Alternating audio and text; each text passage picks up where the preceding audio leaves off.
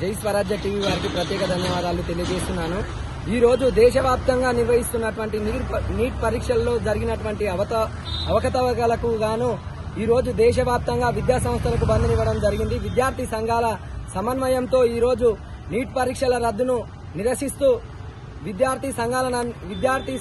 సంస్థలన్నింటినీ బంద్కు పిలుపునివ్వడం జరిగింది.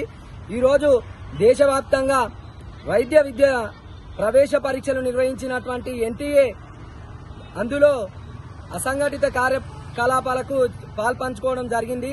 కాబట్టి ఈ యొక్క నీట్ పరీక్షను